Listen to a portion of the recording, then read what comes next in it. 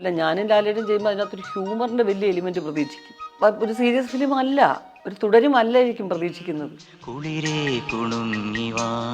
അപ്പോൾ ലാലേട്ടിന് വേണ്ടി കുറെ അദ്ദേഹത്തിന്റെ സൂപ്പർ സ്റ്റാർഡം വന്നു കഴിഞ്ഞതിന് ശേഷമുള്ള കുറച്ച് മാറ്റങ്ങളൊക്കെ ചെറുതായിട്ട് വന്നിട്ടുണ്ട്. അതിന്റെ ഒരു പ്രധാന എലിമെന്റ് ഹ്യൂമർ കുറച്ച് മിസ്സായോ എന്നുള്ള തോന്നലും വന്നിട്ടുണ്ട്. അതുകൊണ്ടുള്ള പ്രശ്നമാണ്, അല്ലാതെ ഞങ്ങൾ രണ്ടുപേർക്കും ഒരു പ്രശ്നമില്ല. തീർച്ചയായിട്ടും തോന്നിയപ്പോൾ ഒരു ചീറ്റിങ്ങിനെ പറ്റിയുള്ളൊരു ചിന്തയുണ്ടല്ലോ, ഇതിങ്ങനെ മനസ്സിൽ കിടന്നുണ്ടാവുന്ന ചില കാര്യങ്ങളാണ്. ഉത്രയുടെയും വിസ്മയുടെയും ഒക്കെ കഥ കേൾക്കുമ്പോൾ അറിയാതെ ഞെട്ടലോടെ ഓർത്ത് പോകും. ഇതൊരു ഒരു പ്രസ്റ്റീജിയസ് പ്രശ്നമാണ് മാതാപിതാക്കളിൽ. അപ്പോൾ സഹിച്ച് നിൽക്കുക എന്നുള്ളതാണ്. ഞാൻ ഉൾപ്പെടെയുള്ള സ്ത്രീകൾ അത് പഠിച്ചിട്ട് ഒന്നാണ് കുറേ അനുഭവിച്ചത്. എനിക്ക് ഇമോഷണൽ ആവും. ഞാൻ പോകാനൊരിടമുണ്ടോ എന്നൊരു തോന്നൽ പെൺകുട്ടിക്കുണ്ടാവും. എല്ലാ മുഖ്യധാര മാധ്യമങ്ങളും ഇങ്ങനെ നിൽക്കുകയാണ്. ചേച്ചി ഇവര് ചോദിക്കുന്നതിനൊക്കെ ഒരു ബന്ധമില്ല. പാട്ട എങ്ങനെ ഉണ്ടായിരുന്നു, പായസം നല്ലതായിരുന്നു, അത് ആ സമയത്ത് തോന്നിയതാണോ? അതെ. പക്ഷെ വിഷ്ണു കണ്ടുപിടിച്ചത് എനിക്കിഷ്ടം. എന്തോ പറയും വേറെ. ഉർവശിക്ക് ഞാനൊരു പുസ്തകം കൊണ്ടുവന്നിട്ടുണ്ട് എന്ന് പറഞ്ഞ് എടുത്താൽ പൊങ്ങാത്ത കുറച്ച് പുസ്തകം കൊണ്ടുവരും. അപ്പോൾ ആരാവണമെന്ന് ചോദിച്ചു കഴിഞ്ഞാൽ എൻ്റെ ഓർമ്മയിൽ ആദ്യം ഞാൻ എൻ്റെ അമ്മയെ പോലെ ഇമിറ്റേറ്റ് ചെയ്താൽ പഠിച്ചത്. ഇപ്പിടി അഴുങ്കെന്ന് പറയും. അയ്യോ അത് ഓവറാവില്ല, നീങ്ക പണ്ണ ഓവറാവാതെ എനിക്ക് പണ്ണുങ്ങ.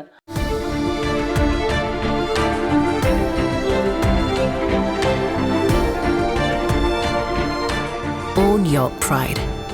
Pride Diamond Collections by Joya Lucas, world's favorite jeweler. Oxygen mobile ഉത്സവം. മൊബൈൽ വിൽപ്പനാനന്തര സേവനത്തിന് 100% guarantee. EMI, cash back, exchange ഓഫറുകൾക്ക് പുറമെ അത്യുഗ്രൻ സമ്മാനങ്ങളും. Think mobile, think oxygen. Oxygen, the smartphone expert. എൻട്രും ഉങ്കൾ ആദരവിൽ ആടും ഉർവശി. ഒരു ആളുടെ ഇൻട്രൊഡക്ഷന് വേണ്ടിയിട്ട് തമിഴ് സിനിമയിൽ എഴുതി വരുന്ന വരിയാണിത്. ഞങ്ങൾ അവതരിപ്പിക്കുന്ന പുതുമുഖം അങ്ങനെയൊന്നുമല്ല. നിങ്ങളുടെ സ്നേഹം കൊണ്ട്, നിങ്ങളുടെ സപ്പോർട്ട് കൊണ്ട് എല്ലാ കാലവും നിങ്ങൾക്ക് വേണ്ടി പെർഫോം ചെയ്യാൻ ഒരാൾ. എത്ര അർത്ഥവത്തായ വരിയാണ്. ചേച്ചിയാണ് ചേരുന്നത് എന്നോടൊപ്പം. നമസ്കാരം. നമസ്കാരം. എൻട്രും ഉങ്കൾ ആദരവൈ നാടും.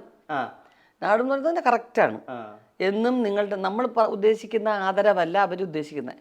പിന്നെ നിങ്ങൾ ആദരിക്കണോന്നാങ്ക എന്ന് പറഞ്ഞാൽ ഞങ്ങൾ സപ്പോർട്ട് ചെയ്യുന്നു എന്നാണ് അർത്ഥം. നമ്മൾ ആദരിക്കുക എന്ന് പറഞ്ഞു കഴിഞ്ഞാൽ ഇങ്ങനെ ബഹുമാനിക്കുക എന്നുള്ളതാണ്. അവർ ആദരവ് എന്ന് പറയുന്നത് അവരുടെ സപ്പോർട്ട്, പിന്തുണ, അതാണ് കറക്റ്റ് വാക്ക്. നിങ്ങളുടെ പിന്തുണ ആഗ്രഹിക്കുന്നതോ ഒരാൾക്കും ഇന്നൊരു. ഞാനത് ഭാഗ്യരാജ് സാറിനോട് ഞാൻ പലപ്പോഴും ചോദിച്ചു, എന്താ അങ്ങനെ തോന്നി എനിക്കെന്ന് അദ്ദേഹം പറഞ്ഞു. എനിക്ക് മുമ്പോ എനിക്ക് ശേഷം ആരും അങ്ങനെ ഇട്ടിട്ടില്ല. ആരും അങ്ങനെ ഇട്ട് കണ്ടിട്ടില്ല. അതൊക്കെ ഒരു എന്തോ ഒരു ഭാഗ്യം. അത് ഒരു ബ്ലെസ്സിങ് പോലെയാണ്. ജഗദമ്മയാണ് പുതിയ വിശേഷം. ഇപ്പോൾ പൊളിറ്റീഷ്യൻ ആകുമ്പോൾ അവർക്കൊരു നയതന്ത്രം ഉണ്ടാവുമല്ലോ. ചേച്ചിക്ക് അങ്ങനെ ഒരു നയതന്ത്രം ഇല്ല എന്നായിരുന്നു എൻ്റെ ഒരു കാഴ്ചപ്പാട്. അതിന് ചേച്ചി ഭയങ്കര സ്ട്രേറ്റ് ഫോർവേഡ് ആണ്. മനസ്സിലെന്താ തോന്നുന്നത് അത് പറയുന്നായിരുന്നു എൻ്റെ ഒരു വിചാരം.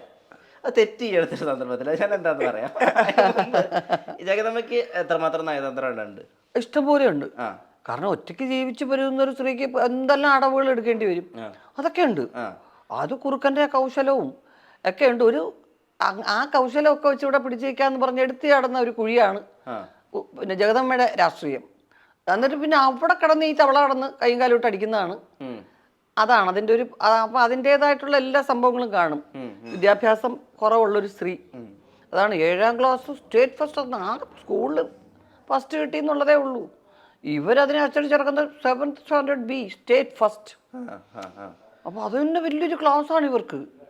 നയതന്ത്രത്തിലേക്ക് വരികയാണെങ്കിൽ വലിയ കാര്യത്തിൽ വിമർശനമൊക്കെ ഉന്നയിച്ചിട്ടുണ്ടായിരുന്നു അന്ന്. അതായത് സ്റ്റേറ്റ് നാഷണൽ അവാർഡ്സ് ഒക്കെ പ്രഖ്യാപിച്ച സമയത്ത്.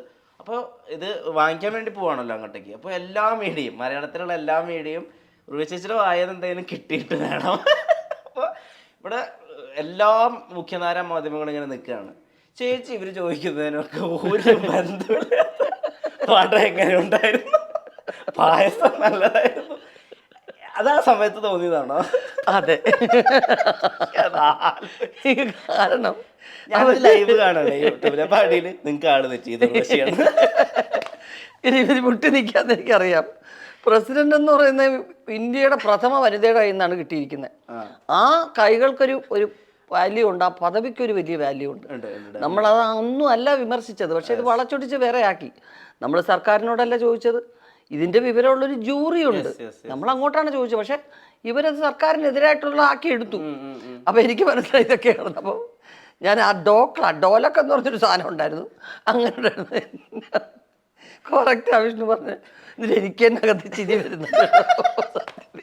എനിക്ക് ചിരി അടക്കം വരുന്നില്ല. പിന്നെയും അതാകെ നന്നായിരുന്നു, സൂപ്പറായിട്ടിരുന്നു. പൂജാ റൂമൊക്കെ കണ്ടു വളരെ നല്ല രസമുണ്ടായിരുന്നു. എന്നിട്ട് മുങ്ങി വണ്ടി വന്നിരുന്ന് ചിരിച്ചെൻ്റെ കണ്ണിൽ വെള്ളം വന്നു. അത് വിഷ്ണു കണ്ടുപിടിച്ചു. ഒന്നും അറിയാതെ ചെയ്യണത്, അറിഞ്ഞോണ്ട് ചെയ്യണതാ. അതെ, നയതന്ത്രം തന്നെ കറക്റ്റ്. സത്യം വിഷ്ണു, വേറെ നിവൃത്തിയില്ല. പറഞ്ഞു തുടങ്ങിയാൽ കുറേ പറയണം. അപ്പോഴത്തെ ജൂറികളുടെയൊക്കെ പേര് ഇത് വാങ്ങിച്ചോണ്ട് വന്ന് ചെയ്ത് പറയുന്നത് മോശമല്ലേ? വാങ്ങിക്കാതിരിക്കരുത് എന്നുള്ളത് അതെൻ്റെ ഒരു മനസ്സിൻ്റെ ഒരു തീരുമാനമായിരുന്നു. കാരണം ഇത് കള്ളി വെളിച്ചത്തായി. അതിന് മുമ്പ് ഞാൻ ഇതാണ് പ്രതീക്ഷിച്ചത്. ഞാൻ അതുകൊണ്ടാണ് പെട്ടെന്ന് റിയാക്ഷൻ വന്നത്. ഇങ്ങനെ തന്നെയാണ് എന്നുള്ളത് നമ്മൾ പ്രതീക്ഷിച്ചു. സൂര്യരെ പോർട്ടുന്ന സിനിമയ്ക്കും ഇത് തന്നെയാണ് സംഭവിച്ചത്. മറ്റെല്ലാവരും അംഗീകരിച്ച് സപ്പോർട്ടിങ്, ആ പടത്തിൽ സപ്പോർട്ടിങ് ക്യാരക്ടർ ചെയ്തത്. അപ്പോൾ ആ സമയത്തും ഇത് തന്നെ ചെയ്തു.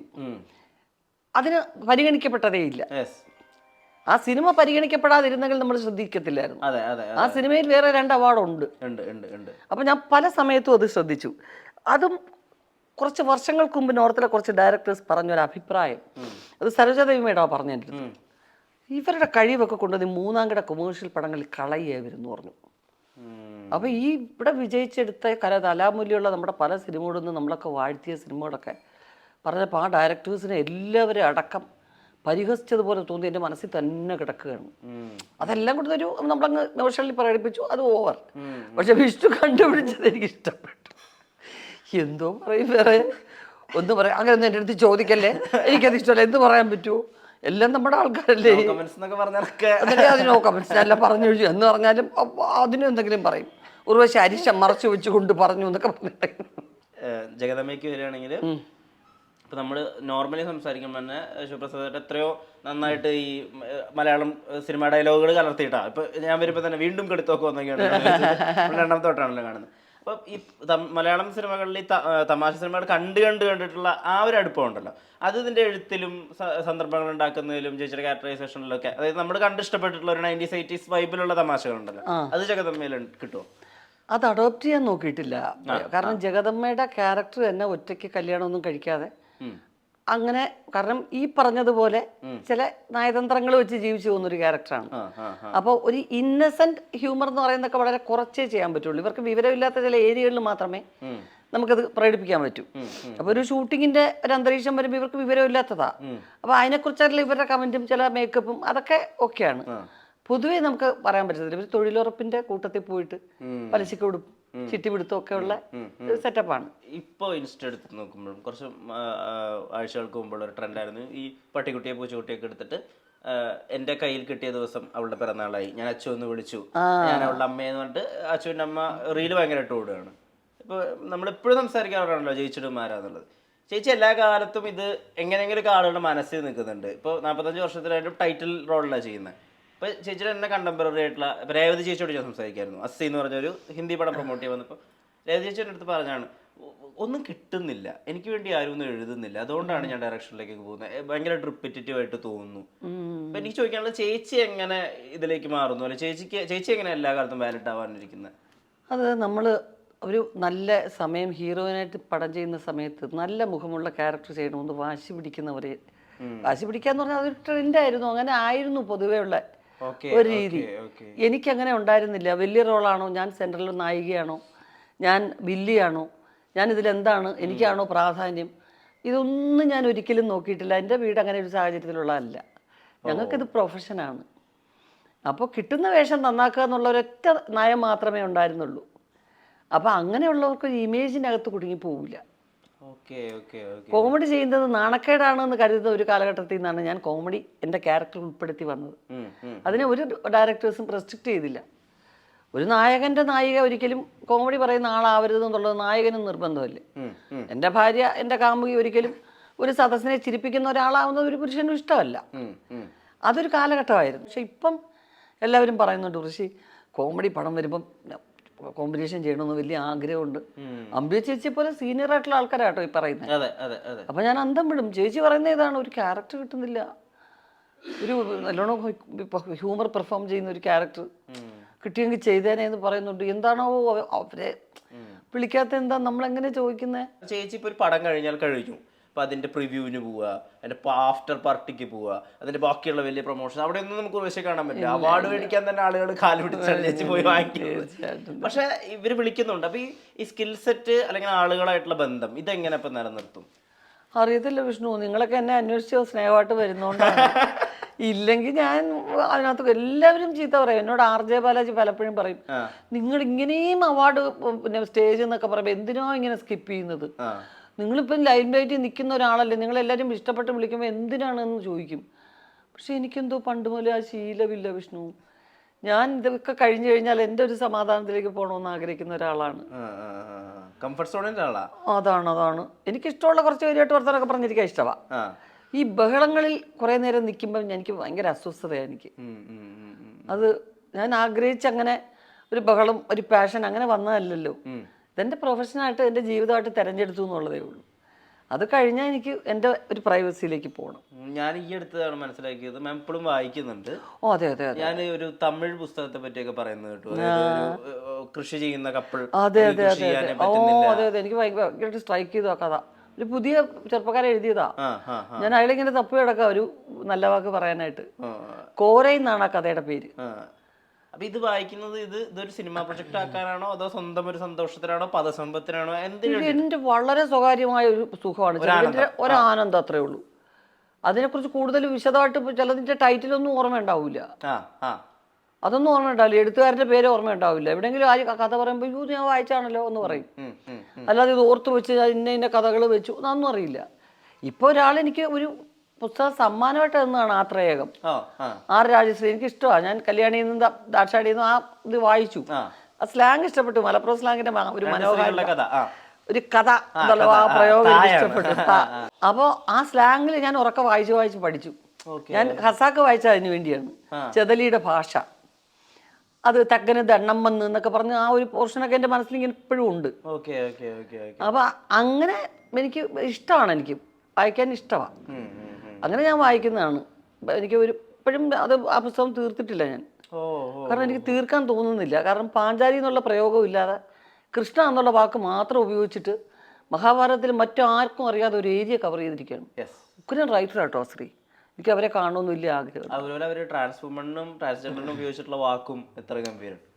അയ്യോ, റെസ്പെക്ട് എന്ന് വെച്ചാൽ ഭീകര വാക്കുകളാണ് മലയാളം ചില വാക്കുകൾ എഴുതി വെച്ചേക്കുന്നത്. അതൊക്കെ കണ്ട് പഠിക്കേണ്ടിയിരിക്കുന്നു നമ്മൾ.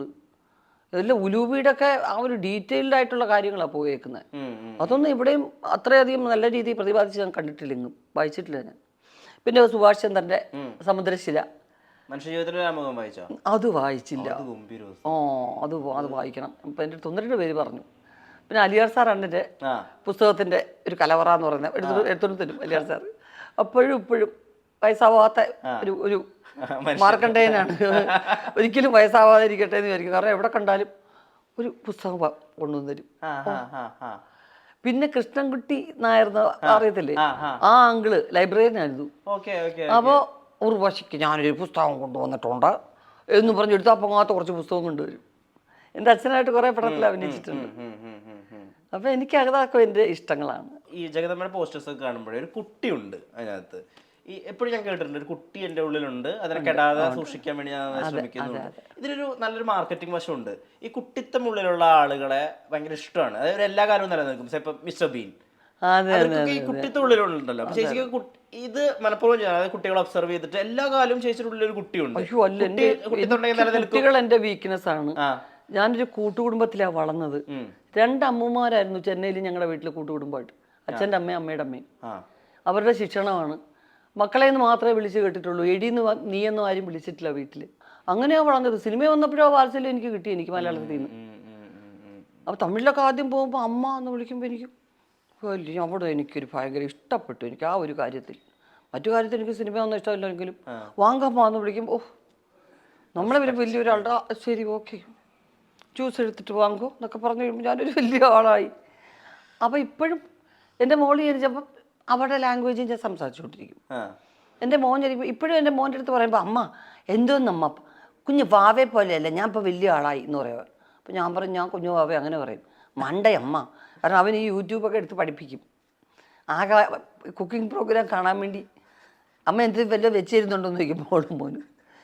അവൻ യൂട്യൂബിൽ കുറേ സാധനങ്ങളൊക്കെ വെച്ച് ഉണ്ടാക്കും. അവൻ്റെ ഇഷ്ടമുള്ള ബ്രെഡും സാധനങ്ങളൊക്കെ ഉണ്ടാക്കി തരും. പിന്നെ ഭയങ്കര താല്പര്യമാണ്. ചേച്ചിക്ക് അമ്മയാവുക, കുറേ കുട്ടികളുടെ അമ്മയാവുക ഭയങ്കര ഇഷ്ടമായിരുന്നു എന്നുള്ളത്. ഞാനിത് പ്ലേസ് ചെയ്യാൻ ഉദ്ദേശിക്കുന്നത് നമ്മുടെ മൂക്കുത്തിയമ്മൻ ഒട്ടിട്ട് റിലീസായപ്പോൾ അതിലൊരു സീക്വൻസ് ഉണ്ടല്ലോ, എനിക്ക് കുട്ടികളെ വേണം എൻ്റെ ചുറ്റും. കാരണം ഒരു കുട്ടിക്ക് എന്തെങ്കിലും കുഴപ്പം വന്നാൽ മറ്റൊരു കുട്ടി ഉണ്ടാവില്ല, എനിക്ക് ആരെങ്കിലും ഉണ്ടാവില്ല, അല്ലെങ്കിൽ ഒരു ഒറ്റപ്പെട്ട് പോയതല്ലോ എന്ന് പറയുന്ന ഒരു വലിയ ഡയലോഗാണ്. ചേച്ചി മാത്രമേ ഉള്ളൂ ഇതിനകത്ത്. ഫുൾ എല്ലാവരോടും ഇങ്ങനെ ഇതിന് എന്തുകൊണ്ടാണ് നിങ്ങളെല്ലാവരും ഇങ്ങനെ വളർത്തിയെന്നുള്ള എൻ്റെ ഒരു ക്ലാരിഫിക്കേഷൻ കൊടുക്കുക. അത് സീനൊന്നും ഉണ്ടായിരുന്നില്ല, സീനൊന്നും പറഞ്ഞിരുന്നില്ല. ക്യാമറ ഓൺ ചെയ്തിട്ട് ഇതിൻ്റെ പടം കഥ പഠിച്ച് ചൊല്ലുക മേഡം എന്ന് പറഞ്ഞു. അതെ അതെ അതെ അതെ. ബ്രേക്കിന് തൊട്ട് മുമ്പ് വിശന്നിരിക്കുക എല്ലാവരും. അങ്ങനെ അങ്ങ് എടുത്തു എന്ന് പറഞ്ഞപ്പോൾ നയൻതാര ചോദിച്ചു, അയ്യോ കരഞ്ഞു, എന്താണ്? ഞാൻ പറഞ്ഞു ഇത് കഥ പറയാൻ പറഞ്ഞു. എന്നാൽ ശരി പറയാമെന്ന് പറഞ്ഞ് ഞാൻ പോയി. പക്ഷെ സിനിമ വന്നപ്പോൾ അത് അത്ര നല്ല രസമുള്ള സീനായി. അത് അപ്പൊ ജീവിതത്തിൽ അങ്ങനെ ഒരു ആഗ്രഹമുള്ള കുറെ കുട്ടികളുടെ അമ്മയാവണമെന്ന് ആഗ്രഹം ഉണ്ടായിരുന്നു. അതൊന്നും അങ്ങനെ മനസ്സിലാക്കിയിട്ടൊന്നും ചെയ്യണതൊന്നും അല്ല, ചെയ്യണതാ. അത് സീക്വൻസ് പടം മനസ്സിലാക്കിയിട്ട് ചെയ്താണ്. പക്ഷെ എൻ്റെ അമ്മ എപ്പോഴും പറയുന്ന കാര്യം അത്. എൻ്റെ അമ്മയ്ക്ക് ഞങ്ങളായിരുന്നു സപ്പോർട്ട്. അച്ഛൻ ദേഷ്യപ്പെട്ട് അടുത്ത് വരുമ്പോൾ അച്ഛാ എൻ്റെ അമ്മ എന്ന് പറഞ്ഞ് ഞങ്ങളെല്ലാം കൂടെ കാക്കക്കൂട്ട് കല്ലെറിഞ്ഞതുപോലെ അച്ഛൻ അപ്പോഴേ പേടിച്ച് ഓടും. അച്ഛൻ ഞങ്ങളുടെ കൂട്ടത്തിൽ ഒരാളായിട്ട് എൻ്റെ അമ്മയെ കണക്കാക്കിയിരുന്നത്. അച്ഛനും അമ്മയും തമ്മിൽ 10-15 വയസ്സിന് കൂടുതൽ വ്യത്യാസം ഉണ്ടായിരുന്നു. അപ്പോൾ അമ്മ ഞങ്ങളുടെ കൂടെ കളിക്കും. അമ്മയുടെ അത്രയും കോമഡിയും ആ സെൻസും ഒന്നും ഞങ്ങളുടെ ആർക്കും കിട്ടിയിട്ടില്ല. കൽപ്പന ചേച്ചിക്ക് ഒരു ചെറുതായിട്ട് കിട്ടിയിട്ടുണ്ടെന്നുള്ളേ ഉള്ളൂ. കോമഡി ചെയ്യുന്നതിനും പറയുന്നതിനും ഇൻഹിബിഷൻ ഉണ്ടാവാൻ പാടില്ലല്ലോ. എൻ്റെ മുഖം ഗോഷ്ഠിയാവോ എന്ന് വിചാരിച്ചാൽ ഒരിക്കലും ഒരു കോമഡി ചെയ്യാൻ പറ്റില്ല. അപ്പം അതൊക്കെ എന്ന് പറയുന്നത് ആ കുട്ടികളോടുള്ള സ്നേഹം കൊണ്ട് തന്നെ കേട്ടോ. അപ്പോൾ ആരാവണമെന്ന് ചോദിച്ചു കഴിഞ്ഞാൽ എൻ്റെ ഓർമ്മയിൽ ആദ്യം ഞാൻ എൻ്റെ അമ്മയെ പോലെ ഇമിറ്റേറ്റ് ചെയ്താൽ പഠിച്ചത്. അമ്മയായിരുന്നു കൂട്ടുകാരി. അപ്പം ഈ അപ്പ ഉണ്ടല്ലോ അമ്മണി കോവാലം വരുമ്പം കാരക്ക കൊണ്ടുവരാൻ പറയണേ. കാരണം ഈ കാരക്കയാണെന്ന് കിട്ടുന്ന വലിയൊരു സാധനം. അതാണ് അത്. ഡേറ്റ്സ് ഒന്നും അറിഞ്ഞൂടാ. അതൊക്കെ ഇപ്പം കേൾക്കുന്ന വാക്കല്ലേ കാരക്ക. അന്ന് കാരക്ക എന്ന് പറയുന്നത് ഈ ജോമെട്രി ബോക്സിൽ ഇട്ടുകൊണ്ട് കലച്ചേച്ചി മിരിച്ചേച്ചി സ്കൂളിൽ പോയി മത്സരിക്കുന്ന ആ സാധനമൊക്കെയാണ്. ഈ പുളിഞ്ചിക്ക അങ്ങനത്തെ സാധനങ്ങളാണ്. ഇലുമ്പമ്പുളി എന്ന് പറയത്തില്ലേ. അപ്പോൾ ഇതൊക്കെയാണൊരു നിധിയായിട്ടൊന്ന് കൊണ്ടുപോകുന്നത്. പിന്നെ ഇങ്ങനെ വെച്ച് ഇങ്ങനെ ആക്കുന്നൊരു ചുടക്ക് കിട്ടുമായിരുന്നു അന്ന്. ഇതൊക്കെ ഇത് ആരാണ് കൂടുതൽ സമയം. അപ്പോൾ മിനിച്ചേച്ചി കവിളിൽ നെറ്റിയിൽ എൻ്റെ തലയിലൊക്കെ കൊണ്ടുവച്ച് തട്ടും. എന്നിട്ട് ചോദിച്ചാൽ തരത്തേയില്ല. അപ്പോൾ ഒരു ആ ലോകം എന്ന് പറയുന്നത് ഒരു കളങ്കം ഉണ്ടായിരുന്നില്ല. വലിയ വലിയ മോഹങ്ങളില്ല. ഇപ്പോൾ അതല്ലല്ലോ നമുക്ക്. ഇപ്പം എന്തെല്ലാം നോക്കേണ്ടിയിരിക്കുന്നു. ഇത് വൈറലാവും, അത് വൈറലാവും. ഇന്നലെ സംസാരിച്ചത് ഗൗരി നന്ദയ്ക്ക് വിഷമം വന്നു. അത് ആ കാര്യം ചോദിച്ചപ്പോൾ ആ പയ്യനെ ചേച്ചി കളിയാക്കുന്ന പോലെ പറഞ്ഞു. അയ്യോ നമ്മൾ മനസ്സാവാതെ അറിഞ്ഞാൽ ആകെപ്പാടെ ഒരു പയ്യൻ വണ്ടി കയറിയപ്പം അത് ആരാന്നോ മനഃപൂർവ്വം അർദ്ധരാത്രി എൻ്റെ വായിരിക്കുന്നതൊക്കെ വിളിച്ചു. എൻ്റെ ഏറ്റവും വലിയ ചീത്തയെ വിളിച്ചു പടം വൃത്തിയിട്ടവനെ എന്ന് വിളിച്ചു. അതിന് ആ പയ്യനെ എല്ലാവരും കളിയാക്കുന്നുണ്ടെന്ന് തോന്നുന്നില്ലേ. ആരാണോ ഏത് ചെറുക്കനാണോ കൂട്ടത്തിൽ കഷ്ടം. എന്ത് ചെയ്യാൻ. ചേച്ചി ഞങ്ങളുടെ മനസ്സിൽ കുറേ കാലം ഒരു കഥാപാത്രത്തിനൊക്കെ വേണ്ടി വായിച്ച് മനസ്സിലാക്കി ചേച്ചിയുടെ ജീവിതത്തിൽ. ഇപ്പം ഞാൻ മൂക്കുത്തിയമ്മ കണ്ടപ്പോൾ ഞാൻ വിചാരിച്ചത് ചേച്ചിയുടെ ജീവിത സന്ദർഭത്തിൽ ചേച്ചിക്ക് കുറേ കുട്ടികളുടെ അമ്മയാണെന്നാണല്ലോ അവർ. അപ്പോൾ ചേച്ചി ഷൂട്ടിന് മുമ്പ് ഇത് ആലോചിച്ച് മനസ്സിലെടുത്ത് വെച്ചിട്ടായിരിക്കും പെർഫോം ചെയ്തിട്ടുണ്ടാവും. ഞാൻ ഇത്രയൊക്കെ ചിന്തിക്കുന്നുണ്ട് ചേച്ചിയെ പറ്റി. ചേച്ചിക്ക് ഷോട്ടോ ആ സീനുണ്ടെന്ന് എനിക്ക് അറിയത്തില്ല. അങ്ങനെ ഇല്ല, ഒറ്റ വാക്കി പറയുന്ന ഒരു സംഭവമേ ഉള്ളൂ. പക്ഷെ RJ ബാലാജി ആ പടത്തിലൊന്നും എനിക്ക് പ്രത്യേകിച്ച് പറഞ്ഞു തന്നിട്ടില്ല. ഇപ്പടി സിറ്റുവേഷൻ എപ്പടി വരും മേഡം. പിന്നെ ഇടയ്ക്ക് പറയാൻ മേഡം നിങ്ങൾ അഴുമ്പോൾ ഇപ്പടി അഴുങ്കെന്ന് പറയും. അയ്യോ അത് ഓവറാവില്ല, നീങ്ക പണ്ണ ഓവറാവാതെ എനിക്ക് പണ്ണുങ്ങ. അപ്പോൾ ഞാൻ അതുപോലെ ഇങ്ങനെ അത് ടേക്ക്. അപ്പോൾ എൻ്റെ മോനൊക്കെ കൂടുതൽ കാണുന്ന പടം അതാ. ഉള്ളൊഴുക്കിൻ്റെ ഒന്നും ഒരു ഷോട്ട് കണ്ടിട്ടില്ല. ഞാൻ കരയുന്ന പടമൊന്നും കാണത്തേയില്ല. JBB എന്നൊരു സിനിമ കണ്ടിട്ട് പാതി തിയേറ്ററിൽ മോശം പടം, വൃത്തികെട്ട പടം പറഞ്ഞാൽ അവൻ ആകെ അസ്വസ്ഥനായിരുന്നു. ഞാൻ ഈ അടുത്ത് ചേച്ചി പറഞ്ഞൊരു കാര്യം എനിക്ക് ഭയങ്കര ഇൻട്രസ്റ്റിംഗ് ആയിട്ട് തോന്നി. നമ്മുടെ വീടുകൾ ഇപ്പോഴും അതിൻ്റെ മൂല്യം നിർണ്ണയിക്കുന്നത് വീടുകളിൽ കൊണ്ടുവരുന്ന സ്വർണത്തിൻ്റെ തൂക്കം വെച്ചിട്ടാണ്. അതാണ്. പക്ഷേ വീടിനെ നിലനിർത്താൻ വേണ്ടി നമ്മൾ അടിക്കുന്ന ആണികളെല്ലാം ഇരുമ്പിൻ്റെയാണ്. അപ്പോൾ വിഷമം ഇരുമ്പാണ്, സന്തോഷമാണ് സ്വർണം, വിഷമമാണ് നമ്മുടെ സ്ട്രോങ് ആക്കുന്നത് എന്നുള്ളത് എന്തൊരു സ്റ്റേറ്റ്മെൻ്റ് ആയിരുന്നു. തീർച്ചയായിട്ടും നമ്മൾ വെറുതെ ഇരിക്കുമ്പോൾ കുറേ തത്വങ്ങളൊക്കെ നമുക്ക് തോന്നുന്നത് മറ്റുള്ളവർക്കെല്ലാം ദുഃഖത്തിലാണ് തോന്നുന്നത്. എനിക്ക് വളരെ ഹാപ്പി ആയിട്ടിരിക്കുമ്പോഴാണ് തോന്നുന്നത്. അങ്ങനത്തെ സമയത്താണ് ചിലത് ആലോചിക്കുമ്പോൾ തോന്നുന്നത് ശരിയാണല്ലോ. അതിൻ്റെ ഒരു കഥകിൻ്റെ ഒരു ആണി ഇളകിയാൽ അപ്സെറ്റ് ആവുകയാണ് ഞാൻ. അലമാരി ഇരിക്കുന്ന സ്വർണ്ണത്തിനെ പറ്റി എനിക്ക് ചിന്തയില്ല. പക്ഷേ ഇത് കഥക് ശരിക്കും അടയുന്നില്ലല്ലോ, ഇത് അടയ്ക്കാതെ രാത്രി ആരെങ്കിലും തള്ളിയോ തുറക്കത്തില്ലേ, അത് അപ്പം മാറ്റണം, ശരിയാക്കണം. അപ്പം അത് എൻ്റെ സംരക്ഷണം ഈ സാധനമാണ്. അപ്പം നമ്മൾ അങ്ങനെ ചിന്തിപ്പിക്കുകയാണ് ഓരോന്നും. അപ്പം നമ്മൾ നോക്കിയപ്പം ഒരു കാര്യം അറിയാൻ വയ്യാതെ ഒരു കുട്ടിയെ പോലെ അങ്ങ് ജീവിച്ചു കുറേ കാലം. ഒരു പ്രത്യേക ഘട്ടത്തിൽ മനസ്സിലാക്കിയിരുന്ന മുഴുവൻ തെറ്റാണ് എന്ന് തോന്നിയപ്പോൾ ഒരു ചീറ്റിങ്ങിനെ പറ്റിയുള്ളൊരു ചിന്തയുണ്ടല്ലോ, ഇതിങ്ങനെ മനസ്സിൽ കിടന്നുണ്ടാകുന്ന ചില കാര്യങ്ങളാണ്. അപ്പോഴാണ് മനസ്സിലായത് നമുക്ക് അത് മനസ്സിലാക്കാൻ ദൈവത്തിന് ഇത്രയും ചെയ്യേണ്ടി വന്നു, അല്ലെങ്കിൽ ഞാനൊന്നും പഠിക്കുകയില്ല. ആരെങ്കിലും പറയുന്നുണ്ടോ ഉർവശി നീ ഇത്രയും നിഷ്കളങ്കയാവല്ലേ, അങ്ങനെ പറഞ്ഞവരുണ്ടോ? ഒത്തിരി പേര്, എൻ്റെ ഫ്രണ്ട്സ്, എന്നെ അറിയാവുന്ന എൻ്റെ ക്ലാസ്മേറ്റ്സ്, എൻ്റെ ഫ്രണ്ട്സൊക്കെ പറയുമല്ലോ, അങ്ങനെ എല്ലാവരെയും അങ്ങനെ വിചാരിച്ചിട്ട് അങ്ങനെ ആവരുത്. ഞാൻ പറയുന്നത് പോസിറ്റീവായിട്ട് വിചാരിക്കാനാണ് എനിക്കിഷ്ടം. എൻ്റെ ചുറ്റിനും നെഗറ്റീവ് വൈബ് ഉണ്ടാകുന്ന എനിക്കിഷ്ടേ അല്ല. എല്ലാവരെയും സംശയ ദൃഷ്ടിയോടുകൂടി നോക്കി കുഴപ്പക്കാരനാണോ ഇങ്ങനെയാണോ ഒന്നുമില്ല. കുഴപ്പമുണ്ടാക്കുമ്പോൾ എൻ്റെ സ്വഭാവം മാറും, അത് വേറെ കാര്യം. അതുവരെ എന്തിനാ കുഴപ്പക്കാരനാണോ എന്നും പറഞ്ഞിട്ട് ഞാൻ എന്തിനാ നെഗറ്റീവ് ആവുന്നത്? അതെനിക്കിഷ്ടമല്ല. അതിനോട് ആ തത്വം എനിക്ക് എന്തോ ഒരു ക്രാബ് ആപ്പിൾ ആവാൻ എനിക്കിഷ്ടമല്ല. അപ്പോൾ ഒരു സയൻറ്റിസ്റ്റിന് ഒരു വെള്ള പേപ്പർ കാണുമ്പോൾ, അല്ലെങ്കിൽ അതുപോലെ ഒരു മൈന്യൂട്ടുള്ള റോക്കറ്റിട്ടാകുന്ന ഒരു ശാസ്ത്രജ്ഞൻ അതിൻ്റെ ഒരു ചെറിയ സ്ക്രൂവിന് എന്തെങ്കിലും പ്രശ്നമുണ്ടോ എന്ന് ആദ്യം അതാണ് നോക്കേണ്ടത്. അത് അദ്ദേഹത്തിൻ്റെ ഉത്തരവാദിത്വമാണ്. അത് കുഴപ്പമുണ്ടോ എന്ന് വേണം ആദ്യം നോക്കാൻ. പക്ഷെ ഞാനൊരു കലാകാരിയാണ്. അതിലൊരു കടുക്ക് അതിൻ്റെ അളവിൽ നന്മയുണ്ടോ എന്ന് നോക്കണം, കഴിവുണ്ടോ എന്ന് നോക്കണം, എന്നിട്ട് അതിനെ വാനോളം പുകഴ്ത്തണം. അപ്പോഴതൊരു വലിയ ഒരു കല ഉണ്ടാവുള്ളൂ. അപ്പോൾ അതല്ലേ എൻ്റെ തിയറി. എപ്പോഴും പഠിക്കാൻ ഭയങ്കര ആഗ്രഹമുണ്ട്. അത് തീർച്ചയായിട്ടും. ഞാൻ നല്ല സ്റ്റുഡൻ്റ് ആയിരുന്നു. എനിക്കറിയാം, നല്ല ക്ലാസ്സിലൊക്കെ നല്ല സ്റ്റുഡൻ്റ് ആയിരുന്നു. അപ്പം ജഗദമ്മയെ കുറിച്ച് എന്താ ചോദിക്കാം? ജഗദമ്മ ഞാൻ ചോദിക്കാം. കുറെ പുതിയ ടാലന്റ്. കാരണം ജഗദമ്മ പഠിക്കണമെന്ന് ഒത്തിരി ആഗ്രഹിച്ചിട്ട് 7ാം ക്ലാസ്സിൽ പഠിത്തം നിർത്തേണ്ടി വന്നു അമ്മയെ നോക്കാനായിട്ട്. ഇതുവരെ അമ്മ എന്നെ നോക്കി, ഇനി ഞാൻ അമ്മയെ നോക്കണം എന്ന് പറഞ്ഞ ജീവിതം ഇത് ത്യജിച്ച ഒരു പെൺകുട്ടിയാണ്. ജഗദമ്മയിൽ വരുമ്പോ ഇപ്പൊ കൈലാഷൊക്കെ ചേച്ചിയുടെ അഡ്മയർ ആയിരിക്കും എന്തായാലും. അതെ. അപ്പൊ ഈ ബഹുമാന സാധനം പൊളിയണല്ലോ, എന്നാലല്ലേ സീൻ സിങ്കായി വരുള്ളൂ. ഇതിന് ചേച്ചി എന്താ ചെയ്യാ? വിഷ്ണു ഇപ്പം എങ്ങനെയായിരിക്കുന്നത്? എന്നെ ആദ്യം കണ്ടപ്പം ഇപ്പോൾ കണ്ടപ്പോൾ ഒരു വ്യത്യാസമുണ്ട്. എന്നെ സംബന്ധിച്ച് ഞാൻ എൻ്റെ കംഫർട്ട് സോണിലേക്ക് അവരെ കൊണ്ടുവരികയാണ് പതിവ്. അവർ കംഫർട്ടാണെങ്കിൽ, പക്ഷേ അവർ ഈ ദുർമുഖരാണെങ്കിൽ ഞാൻ പെട്ടെന്ന് അതോടുകൂടി പണി നിർത്തി ഓക്കെ താങ്ക് യു എന്ന് പറഞ്ഞു പോകും. അല്ലാത്തവരൊക്കെ നമ്മുടെ അതിലേക്ക് വരും, അങ്ങനെ അകത്ത് നിൽക്കുകയില്ല. ഞാൻ അങ്ങോട്ട് പോവുക പതിവ്. അല്ലാതെ അവരെന്നെ റിസീവ് ചെയ്യുന്നുണ്ടോ ഞാൻ നോക്കാറേ ഇല്ല.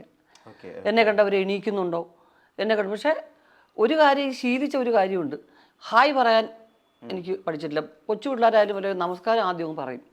അപ്പോൾ തിരിച്ച് സ്ഥിരമായിട്ടൊരു ഹായ് ആണെന്നുണ്ടെങ്കിൽ മക്കളെ ഹായ് വേസ്റ്റ് ആക്കരുത്, കുറച്ച് നമസ്കാരം എൻ്റെ കയ്യിൽ ഇരിപ്പുണ്ട്, ഞാൻ കൊടുത്ത് ചിലവാക്കും, തിരിച്ചെനിക്ക് നമസ്കാരം വേണം എന്ന് ഞാൻ പറഞ്ഞേക്കും. അത് ഞാൻ കേട്ട് ആദ്യമായിട്ട് നമ്മൾ അഭിവാദ്യം ചെയ്യുമ്പോൾ നമ്മുടെ ഒരു കൾച്ചറിലുള്ള വാക്ക് പറയണമെന്നുള്ളത് എനിക്ക് വളരെ നിർബന്ധമാണ്. ഈ വാക്കുകളിൽ പിടിച്ചിട്ട് ചേച്ചി കോമഡി ഉണ്ടാക്കുന്നതും ഞാൻ ശ്രദ്ധിച്ചിട്ടുണ്ട്, വളരെ രസമാണ്. അപ്പോൾ അവിടെ വഴുക്കാനൊന്നും ഉണ്ടായിരുന്നില്ലല്ലോ, എനിക്ക് വഴുക്കണമെന്ന് തോന്നി ഞാൻ വഴുക്കി. മനുഷ്യനായ ഇങ്ങനെ വഴി പോലെ നടക്കുമോ? ഇങ്ങനെ പട്ടിപ്പോലെ നടക്കാനൊക്കെ എനിക്കൊന്ന് വഴിക്കണ്ടേ? മനുഷ്യനായ ഒന്ന് വഴുക്കലാണ് അതിന്റെ ക്യാഷ് പോയിന്റ്. അത് മനസ്സിലാക്കിയിട്ട് അങ്ങനെ ചെയ്യുന്നതാണ്. തീർച്ചയായിട്ടും. അത് രാജശേഖരൻ പറഞ്ഞു തരുമ്പോൾ തന്നെ അങ്ങനെ തന്നെയാണ്. അങ്ങനെ സാധാരണ വഴുതുക, ഞങ്ങളുടെ കൊല്ലം സ്ലാങ്ങിൽ വഴുക്കൽ എന്നില്ല, അതിനകത്ത് വഴുതുക തെന്നുക എന്നൊക്കെ ഉള്ളൂ. പക്ഷെ അത് ഒരു കുറച്ചൊരു വടക്കൻ രീതിയിൽ അങ്ങോട്ട് പറയുമ്പോഴാണ് ഒന്ന് വഴുക്കി എന്ന് പറഞ്ഞാൽ തമിഴ് കൂടെ ചേർന്ന ഒരു രീതിയാണ്. പക്ഷെ അതെനിക്ക് വലിയ കോമഡി ആയിട്ട് തോന്നി. കാരണം അതിനകത്തൊരു കടുപ്പിടുത്തത്തിൽ ഇങ്ങനെ പറയാം എനിക്കൊന്ന് വഴുക്ക, ഇങ്ങനെ ഒരു വടി പോലെ നടക്കാൻ പറ്റുമെന്ന് പറയുന്നത്. അത് നമ്മൾ ആസ്വദിച്ച് ചില ഡയലോഗ് പറയുമ്പം അങ്ങനെ വരുന്നത്. അത് ജഗദമ്മ ഒട്ടും അങ്ങനെ സീരിയസ് അല്ലാത്ത തമാശ ഒക്കെ ഉണ്ടാക്കുന്ന ഒരു ക്യാരക്ടറാണ്. ഇപ്പൊ ഉള്ളൊഴുക്കും ചെയ്യുന്നുണ്ടല്ലോ. ഇത് വളരെ പാടാണ്. കാരണം രണ്ട് രീതിയിലും ആക്സെപ്റ്റ് ചെയ്യാന്ന് പറഞ്ഞാൽ, അല്ലെങ്കിൽ അയാൾ വല്ല സൂപ്പർ സ്റ്റാർ ഒക്കെ ആയിരിക്കണം, അല്ലാതെ അങ്ങനെ ഒരാളെ ആക്സെപ്റ്റ് ചെയ്യില്ല. ഇത് ചേച്ചിക്ക് ഇത് നന്നായി പറ്റുന്നുണ്ട്. ഇതെല്ലാവരും ഇത് ഉള്ളൊഴുക്കിന് ഉദാഹരണം പറഞ്ഞാൽ വിഷ്ണു ഇത് പാടാണ്. വിഷ്ണു ഒരു ജീവിതത്തിൽ 1-2 വട്ടമൊക്കെ അത്ര പടഞ്ഞ കേട്ടോ. കാരണം എന്ന് വെച്ചാൽ ഞാനൊരു ഒരു ക്യാരക്ടർ എന്നിലേക്ക് ആക്കുന്ന ആളാണ്. ഒരു ക്യാരക്ടറിനെ അങ്ങോട്ട് പോയിട്ട് ക്യാമറയുടെ ഉപയോഗം എന്ന് കഴിഞ്ഞാൽ ആ ക്യാരക്ടറിനെ എന്നിലേക്ക് കൊണ്ടുവരും. ഇതിനെ ഒന്ന് വെളിയെടുത്ത് കളയണ്ടേ എനിക്ക്. അത് അടുത്ത ടേക്കിന് മുമ്പ് ഞാനതൊക്കെ മാറ്റാൻ നോക്കുമെങ്കിലും ഇത് ഷൂട്ടിങ് കഴിഞ്ഞ് പോയിട്ട് ഈ പണ്ടാരം വെളി ഇറങ്ങാതെ ഇങ്ങനെ വിങ്ങുക. കാരണം എൻ്റെ ജീവിതത്തിലുടനീളം എൻ്റെ കൊച്ചിലെയുള്ള ജനറേഷൻ ഞാൻ കണ്ടത് മുഴുവൻ അത്തരം ലീലാമ്മമാരെയാണ്.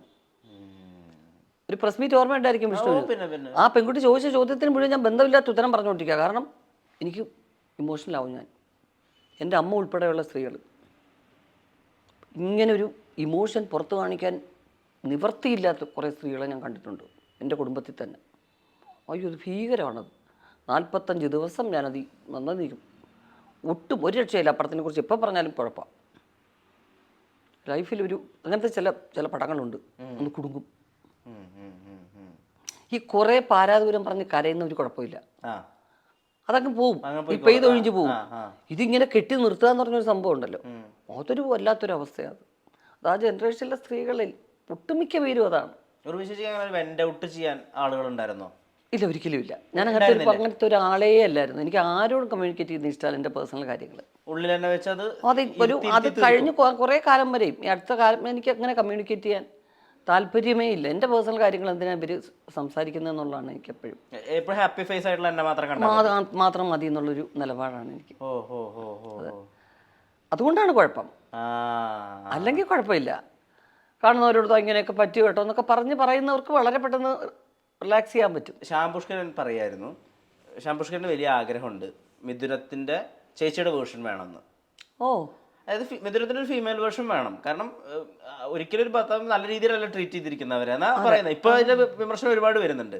പക്ഷേ സുലോചന എന്തായിരുന്നു, സുലോചനയുടെ ആഗ്രഹങ്ങൾ എന്തായിരുന്നു, അവരെന്തിനാ അങ്ങനെ പെരുമാറി, അവരങ്ങനെയായിരുന്നോ ആ ക്യാരക്ടർ ഡീൽ ചെയ്യണ്ടേ? ചേച്ചിക്ക് തോന്നുന്നുണ്ടോ അങ്ങനെ ഒരു ഫീമെയിൽ വേർഷൻ ആരെങ്കിലും? ഇല്ല, അന്ന് തന്നെ ഇപ്പൊ ശ്രീനേട്ടിന്റെ സ്ക്രിപ്റ്റാണ്, ഞാനും ശ്രീനേട്ടും ചെയ്യാനിരുന്ന സിനിമയാണ്, ശ്രീനേട്ടിന്റെ ഡയറക്ഷനിൽ. അത് പിന്നെ അത് ഇഷ്ടപ്പെട്ട് പ്രിയചേട്ടനും ലാലേട്ടനും ഒക്കെ അത് എടുത്താണ്. പിന്നെ ശ്രീനേട്ടൻ പടത്തിൽ ചെയ്ത റോള് അന്ന് ബൈജു ആയിരുന്നു ചെയ്യാനിരുന്നത്. അതെ അതെ, അതൊരു പത്രപ്രവർത്തകനാണ് എൻ്റെ പ്രൊഡ്യൂസറായിട്ട് അങ്ങനെ ചെയ്യാതിരുന്നതാണ്. പല്ലിശ്ശേരി രത്നാകരൻ എന്ന് പറയുന്ന ഒരു അദ്ദേഹത്തിനാണ് പ്രൊഡ്യൂസ് ചെയ്യാൻ വേണ്ടി അദ്ദേഹമാണിത് പറയുന്നത്. ആ സ്ക്രിപ്റ്റ് ഉഗ്രനായിരുന്നു. അപ്പോൾ ലാലേട്ടിന് വേണ്ടി കുറേ അദ്ദേഹത്തിൻ്റെ സൂപ്പർ സ്റ്റാർഡം വന്നു കഴിഞ്ഞതിന് ശേഷമുള്ള കുറച്ച് മാറ്റങ്ങളൊക്കെ ചെറുതായിട്ട് വന്നിട്ടുണ്ട്. അതിൻ്റെ ഒരു പ്രധാന എലിമെൻറ്റ് ഹ്യൂമർ കുറച്ച് മിസ്സായോ എന്നുള്ള തോന്നലും വന്നിട്ടുണ്ട് കോമ്പിനേഷനിലൊക്കെ. പക്ഷേ ഇപ്പോഴും എല്ലാവർക്കും ഇഷ്ടമുള്ള ക്യാരക്ടറൈസേഷനും അപൂർവമായിട്ട് ഈ പായ് ചുറ്റി കൊണ്ടുപോകുന്നൊന്നും വേറൊന്നും നമ്മൾ കേട്ടിട്ട് പോലും ഇല്ലാത്ത സീൻസാണ്.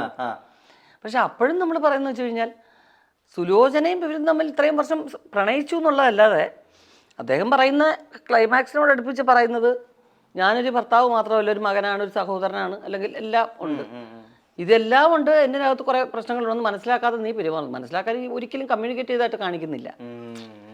അതാണ് അതിൻ്റെ ഒരു ഡിഫക്റ്റായിട്ട് എനിക്ക് ഫീൽ ചെയ്തത്. അന്നും നമ്മൾ സംസാരിച്ചില്ലെങ്കിൽ പോലും അതുപോലെ തന്നെ ഒരു സ്ത്രീ എല്ലാ കാലത്തും അവളൊരു പ്രായം കഴിഞ്ഞു കഴിഞ്ഞാൽ അവളുടെ കുടുംബവും അവൾ വളർന്ന സാഹചര്യവും എല്ലാം വിട്ടിട്ട് സർവസ്വവും നിങ്ങളാണെന്ന് പറഞ്ഞൊരു ഭർത്താവിൻ്റെ അടുത്തേക്കല്ലേ വരുന്നത്. ഈ അടുത്ത് നിങ്ങൾ രണ്ടാളും കൊണ്ടിരുന്നിട്ട് ചേച്ചിയും രഞ്ജന ഹരിദാസും കൊണ്ടിട്ട് കല്യാണത്തെ ട്രോളുന്നുണ്ടായിരുന്നല്ലോ.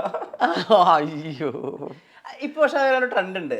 കുട്ടികൾക്ക് പൊതുവെ കല്യാണം വലിയ ഇഷ്ടമല്ല. അതായത് കമ്പാനിയൻഷിപ്പ് ആവാം, കല്യാണം ഇൻസ്റ്റിറ്റ്യൂഷൻ ഓഫ് മാരേജ് ഉണ്ടല്ലോ, കല്യാണം എന്നുള്ളൊരു ചടങ്ങ്, അത് താല്പര്യമില്ലാത്ത പെൺകുട്ടികളുടെ എണ്ണം കൂടി വരുന്നുണ്ട്. ചേച്ചി ട്രെൻഡിനെ എങ്ങനെയാ നോക്കി കാണുന്നത്? ഉത്രയുടെയും വിസ്മയുടെയും ഒക്കെ കഥ കേൾക്കുമ്പോൾ അറിയാതെ ഞെട്ടലോടെ ഓർത്തു പോകും. ഇതൊരു ഒരു പ്രസ്റ്റീജിയസ് പ്രശ്നമാണ് മാതാപിതാക്കളുടെ. എങ്ങനെയും ഒരു പെൺകുച്ചിനെ സർവ്വതും വിറ്റും കൊണ്ടു നടത്താനുള്ള തിരിച്ചു വന്നു കഴിഞ്ഞാൽ മോശമാണെന്ന് ചിന്തിക്കുന്ന ഒരു രക്ഷകർത്തൃ സമൂഹം, അവർ ഈ കുട്ടികൾ മരിച്ചു പോയിട്ടൊന്നും ചെയ്യാതെ പിന്നെ സംസാരിച്ചിട്ട് കാര്യമില്ലല്ലോ. തിരിച്ച് കമ്മ്യൂണിക്കേറ്റ് ചെയ്ത് അങ്ങോട്ട് പലതും കമ്മ്യൂണിക്കേറ്റ് ചെയ്യുന്നുണ്ട്. അപ്പോൾ സഹിച്ച് നിൽക്കുക എന്നുള്ളതാണ്. ഞാൻ ഉൾപ്പെടെയുള്ള സ്ത്രീകൾ അത് പഠിച്ചിട്ട് ഒന്നാണ് കുറേ അനുഭവിച്ചത്. അപ്പോൾ ആ ധാരണ മാറണം. അവർക്ക് പോകാനൊരു സ്ഥലമുള്ളത് എനിക്ക് വരുമാനമുള്ളത് കൊണ്ടാണ്, ഞാൻ ജോലി ചെയ്തുകൊണ്ടാണ്. അതില്ലാത്ത പെൺകുട്ടികൾ എന്ത് ചെയ്യും? ഭർത്താവിനെ അളവറ്റ് സ്നേഹിച്ചു പോകുന്ന പെൺകുട്ടികൾ എന്ത് ചെയ്യും? പോകാനൊരു ഇടമുണ്ടോ എന്നൊരു തോന്നൽ പെൺകുട്ടിക്ക് ഉണ്ടാവണം. പ്രേക്ഷകർ വല്ലാതെ ആഗ്രഹിക്കുന്നു, ചോദിക്കുന്നു, ഇപ്പം ഈ കമൽഹാസൻ രജനി അതൊക്കെ ഒന്നിക്കുന്നത് പോലെ എന്ന് ശ്രീ മോഹൻലാലും ഉർവശിയും അഭിനയത്തിൻ്റെ 2 ധ്രുവങ്ങൾ, എത്രയോ വലിയ ഹിറ്റുകൾ, എത്രയോ വലിയ ഓർമ്മകൾ, നിങ്ങൾ ഒരുമിക്കാൻ ഒരു സിനിമയും ഒരു സബ്ജക്റ്റും അങ്ങനെ സംഭവിക്കാൻ സാധ്യതയുണ്ടോ? ഇല്ല, ആരെങ്കിലുമൊക്കെ നല്ല സ്ക്രിപ്റ്റ് കൊണ്ടുവന്നാലല്ലേ. കാരണം ഇപ്പം മറ്റൊരു ഹീറോയിനെ അഭിനയിക്കുന്ന പോലല്ല, ഞാനും ലാലേട്ടും ചെയ്യുമ്പോൾ അതിനകത്തൊരു ഹ്യൂമറിൻ്റെ വലിയ എലിമെൻറ്റ് പ്രതീക്ഷിക്കും. ഒരു സീരിയസ് ഫിലിം അല്ല, ഒരു തുടരുമല്ലായിരിക്കും പ്രതീക്ഷിക്കുന്നത്. ആ ഒരു വ്യത്യാസം കൊണ്ട് അത് എല്ലാ ഡയറക്ടേഴ്സിൻ്റെയും മനസ്സിൽ ആഗ്രഹം ഉണ്ടെങ്കിലും കുറേ പുതിയ ഡയറക്ടേഴ്സ് എന്നോട് പറയും ചേച്ചി ലാലേട്ടൻ വെച്ചൊരു പക്ഷെ നിങ്ങൾ സ്ക്രിപ്റ്റ് കൊണ്ടുപോകാന്ന് പറഞ്ഞാൽ അവരുടെ മനസ്സിലൊരു ടെൻഷൻ ഉണ്ടാവില്ലേ, കാരണം ചെയ്തു വെച്ചിരിക്കുന്ന ഈ പടങ്ങളുടെ അതിനെ ഓവർകം ചെയ്യുന്ന ഒരു സിനിമ ഉണ്ടല്ലോ അല്ലേ, അതുകൊണ്ടുള്ള പ്രശ്നമാണ്. അല്ലാതെ ഞങ്ങൾ രണ്ടുപേർക്കും ഒരു പ്രശ്നമില്ല തീർച്ചയായിട്ടും. അല്ല അത് അങ്ങനെ ഒരു സിനിമ കിട്ടാത്തത് കൊണ്ടാണ്. നോർമൽ ഫിലിമിലേക്ക് ഒരു റീ എൻട്രി പറ്റില്ല. സിനിമകൾ ഇങ്ങനെ ചെയ്തുകൊണ്ടിരുന്നെങ്കിൽ അറിയത്തില്ലായിരുന്നു. ഞാൻ തമിഴിലേക്ക് ഒരു 95ഓടുകൂടി അങ്ങോട്ട് പോയി. പിന്നെ തമിഴിൽ എൻ്റെ ഒരു വലിയൊരു റീ എൻട്രി ആയിരുന്നു. മൈക്കിൾ മദന കാമരാജൻ അങ്ങനെ ഇങ്ങനെ അവിടുത്തെ സ്റ്റേറ്റ് അവാർഡ്, അവിടുത്തെ മകളിർ മട്ടും കുറേ സിനിമകളുമായിട്ട് അങ്ങനെ ഒരു പോക്കായിരുന്നു. മായ ബസാർ 1995 എന്നൊക്കെ പറഞ്ഞ് കുറേ സിനിമകളായിരുന്നു. അത് കഴിഞ്ഞ് ഞാൻ പിന്നെ വരുന്ന അച്ചുവിൻ്റെ അമ്മയാണൊരു ജൈത്രയാത്ര തുടരട്ടെ, ഇനിയും കാണാൻ പറ്റട്ടെ. ഒരുപാട് നന്ദി. നമസ്കാരം. നമസ്കാരം.